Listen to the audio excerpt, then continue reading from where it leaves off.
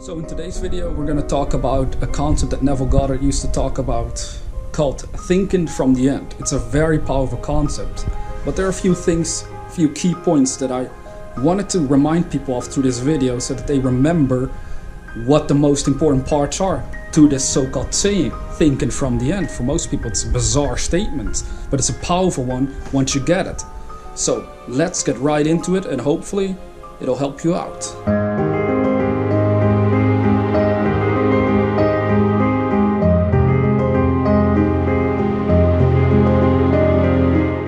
Alright, welcome back. I had to redo this video because I used my GoPro. In the intro you saw footage that I recorded with my GoPro camera here, but the whole footage itself got a little screwed up, so we have to redo it. That's how it goes in life, which is important lesson for us all, I suppose. Just wanted to point it out. When you work on goals and dreams in your life, sometimes you just screw it up and you just gotta redo the whole thing, hopefully in a better way. Well, this video is about a concept that Neville Goddard talked about throughout his lectures and books, which I suggest you study for yourself if you haven't, because he explains the imagination in some powerful way. He used to talk about a concept called thinking from the end. Now, what does that exactly mean? Because when we think about, well, thinking from the end, most people have never heard that line to begin with in their entire lives. I've never heard anyone mention something like that as I was growing up in my life. I'm 30 now, and it's only like in the last 11 years of my life that I started studying metaphysics and I started to discover there's a lot more possible for us. And most people live under the assumption that the way we're raised is the way that it should stay, or that the way we're raised is just how life is. Meaning, you know, you go to work and you live your life with a day job. But there's so much more possible to us once we learn how to use our imagination. And thinking from the end is one of the most powerful concepts that you can learn about concerning the power of your own imagination. So thinking from the end basically means putting yourself through your imagination where you want to be physically. It's putting yourself in imagination where you would like to be physically, what you would like to have, be, or do physically, even though physically you aren't doing it yet, but you will end up doing it once you are there, locked within your imagination. So thinking from the end means that your thoughts start to flow from the premise of fulfilled desires. Now, again, what does this all mean? You want to start asking yourself, how would I feel if I now had achieved what I wanted? How would I feel if I was now the man or woman that I want to be? Now, if you make an honest endeavor to try and feel emotionally what that would be like, the enjoyment, the fulfillment, the happiness, all the good emotions that it brings you if your life were now the way you want it to be, well then that causes your thoughts to shift. And when your thoughts start to shift because of that emotional state, then you start thinking from the end. Now, he would also say you don't want to think of the end. That was another way he put it. There's a difference between thinking of something and thinking from something. So what we want to learn to do is invoke the emotional state, because there's a work in between thought and emotion that will ultimately help you create a different life for yourself, a totally different sort of reality, you could say. Now, what do most people do? They think of what they would like to have or be or do. They think of it like something that they would like to have, but they don't really believe that they could have it or that it can be the way that they would like it to be. Now, the way to change that is to invoke your emotional states. Now, Neville described it beautifully that in order to think from the end, you have to feel your wish fulfilled. So again, you should clearly remember that it's the emotional state that is eventually the most important part of this whole equation. Because thinking about what we want, we all do it all the time. But feeling good all the time, well, that is something most people don't do. Now let's look at it like this. Good feelings bring good ideas. Bad feelings bring bad ideas. You see, the importance of feeling good all the time would mean that your ideas start to improve within your consciousness, ideas that can help you change your life for the better. Now, most people, they don't really want to put in the effort to direct their own emotional states. Now, this is what I suggest you start practicing is to feel good no matter what. Now this is tricky at first. When bad stuff happens, we feel bad. But we want to get back to good feelings as soon as possible. We want to train ourselves to feel good with such intensity that it becomes our natural way of living on a daily basis. That we're just automatically in the habit of wanting to feel good. Don't use drugs though. It's one of the only things that I would suggest people don't do. I've tried this many times in my life. It was stupid with alcohol and stuff. You know, you can feel better, but it's a sort of forced way of feeling better. What we want to do is feel better on our own power and our own strength. Because once you can do that, well then you're not dependent on anything outside of yourself any longer. The beautiful part about thinking from the end is that if you really reach a state where you can feel what you want as if you already have achieved it, and you feel it burning through your bones, literally. It's like you carry that feeling through your entire being. Well, it's going to compel you and inspire you to do things differently and to get better results, to create better results. Because the results that you're having right now are a reflection of past thinking, past imagining, past feelings. We want to become aware of the connection between the physical world and the inner world of the mind, of our own consciousness, of our own imagination and our own way of feeling. Now you can do this for any area of your life. If you have goals financially, career-wise, relationship-wise, health-wise, whatever it is, you want to catch the mood.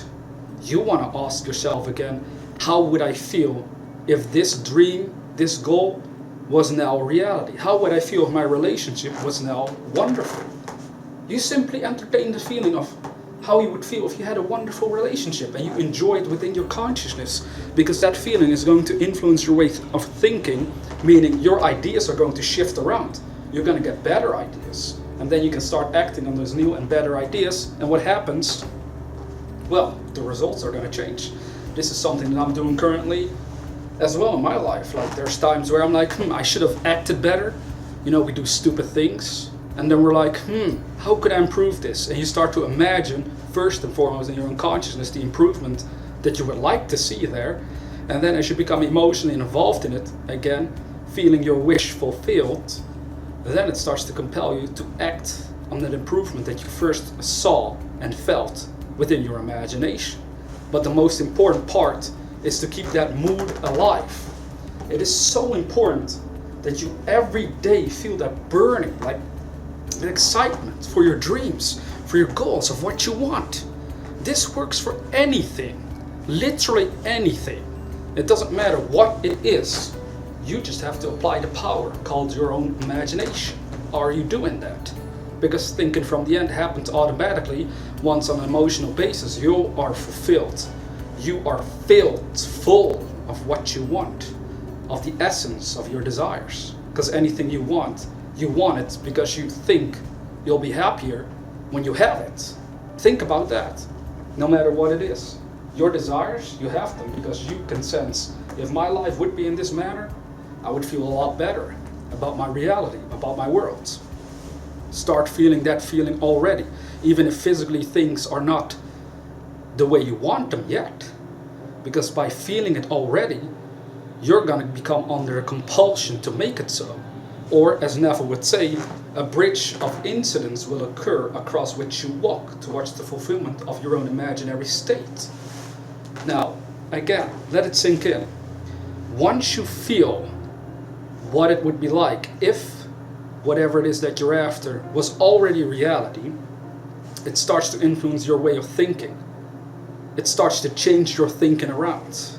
And it's that change of thinking that causes you to supposedly or so-called think from the end. This is what I see with myself all the time, even with these videos. Every time I lose the connection with my own imaginary state, every time I don't feel as intense about what I want and where I want to go, I also don't think in the right way. I start thinking of contradicting things, of negative things. I might even start to feel bad. I might start acting bad to what I think is appropriate, right? We all have a certain idea of how we want to act in this world and what we think is right or wrong. you want to connect with your own desires. It doesn't matter where you are right now. The only thing you have to do is apply these ideas that he talked about as well. So what you should be doing after this video, for example, is again, take a pen. You don't have to do a pen though. Just do how you feel it's most comfortable for you. But consider deeply how you would feel if your life was now the way you would love it to be, the way you would want it to be. Now, where do you start? Start with the area that is most important to you right now. There's many areas that we could change, but pick an area in your life where you're like, I would like to improve this. Okay, you have an idea of what that improvement would be. Now ask yourself, how would I feel? Really let your mind wander on this concept. Just feel it. Feel the joy and excitement. Just play pretend for a moment. Just allow yourself to feel how you would actually feel if it was now a physical current reality for you. Whether it's wealth, again, career goals, relationship goals. Once you catch that mood, hold on to it. Let it dominate your entire consciousness. Because once it starts dominating your entire being, then you can change your world around. Then it puts you under compulsion.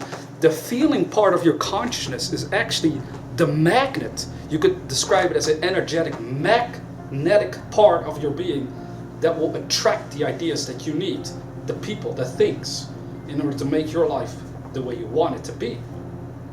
Most people, they can think of what they want, but because the emotional state is missing, they're not magnetic enough.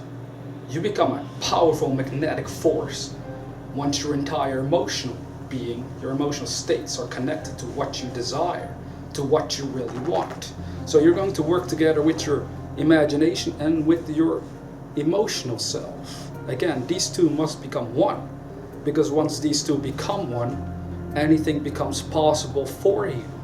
This is not a statement of nonsense, but this is a statement that you can only understand from experience. And this is what I've been doing for a couple of years now, and I keep doing it obviously because I see the benefit in them. Even with videos like this, I first have to feel literally what my YouTube channel in this case is all about. And once I catch that mood, every night I actually do this. I like doing it. After a while it becomes fun to imagine whatever you want in your mind and then just feel the joy of it. Know that on an energetic level, though not visible to your physical senses, you already possess whatever you desire, because everything is energy. So imagining it means you already possess it right then and there, no matter what it is. Imagine $1 million in your bank account, you have it right now. But do you feel wealthy actually? How does it make you feel? This is just an example. Now take this approach for your own goals, whatever they are. Ask yourself how you would feel if you were now the man or woman you would like to be. Even though your senses deny it, even though you can't see proof of it physically, you can still feel the joy of what it would be like. And it's that joy. If you invoke that joy from within, it's going to compel you to think differently, because ultimately we need better ideas if we want to improve our lives. Remember what I said, good feelings bring good ideas. Bad feelings bring bad ideas. This is why it's so important to feel good as much as possible, as much as you can throughout your days on earth, because that is what causes you to grow in a better and better direction. That is what causes you to think from the ends and not of the ends, because thinking of the ends, it's like daydreaming without a purpose. It's like entertaining something in your mind without actually having the purpose of making it happen. But once you feel it burn through your body, through your whole soul, because you're emotionally, you could say, in love, you're completely yielded to your dream on an emotional state, well then you're compelled to do things differently and stuff is going to change around for you. Alright, so there you go. Thinking from the end is mostly based on how you feel. You want to have your emotional state in such a way shifted that you feel as if you already had achieved whatever you desire. Open your imagination, let your mind go wild on it. Just imagine you already had achieved whatever you desire. Ask yourself, how would I feel? Honestly do it. honestly give it a try. How would you really feel if you already had achieved whatever you desire? Because that emotional state, once you catch that mood, let it dominate your consciousness, and it will ultimately start your thinking process from a different angle. And that is actually when you're starting to think from the end. The emotional state will ultimately influence the way you think in such a manner that the ideas, again, that you need in order to get what you want will come to you, and then your whole world starts to change for the better. Anyways, with that being said, dear viewer, never forget that we are the dreamers.